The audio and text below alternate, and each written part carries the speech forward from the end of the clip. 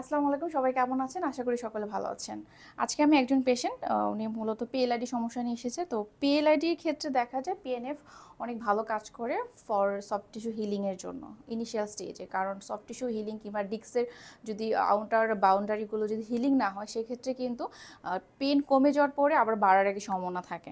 তো সেক্ষেত্রে আসলে পিএনএফ খুব গুরুত্বপূর্ণ ভূমিকা পালন রাখে। তা আমি পেশেন্টকে, যেহেতু ওনার পিএলআইডি প্রবলেম এবং লাম্বারে দেখা যায় ওনার 3-4 এরিয়াতে, তো আমি আগে পিএনএফ এর যে হ্যাডটি তার লাম্বার অংশে সেট করে নিচ্ছি। যদি ওনার ডিস্ক স্লিপ আসলে L5S1-এ হয় ওই এরিয়াতে দিই, আবার যদি সেটা সার্ভাইকালে হয় সার্ভাইকাল এরিয়াতে আমরা সেট করব। যেহেতু আমার সাথে উনি পেশেন্টের লাম্বার অংশে, আমি আগে লাম্বারে এটা সেট করে নিয়েছি। তারপর আমি এখানে পেশেন্টের, যেহেতু ওনার লাম্বারে পিএলআইডি হয়েছে, তো লাম্বার রিজন ফিক্স করব। ফিক্স করে এখানে আসলে ডিউরেশন আছে, কতক্ষণ সময় দিব। তো দেখা যায় হিলিংয়ের জন্য পিএলআইডি পেশেন্টের ক্ষেত্রে 20 মিনিটস পিএনএফ ইউজ করতে হয় এবং তার ইন্টেন্সিটি ইউজ করে নিচ্ছি এবং কোন মোডে দিতে হয়। স্টার্ট।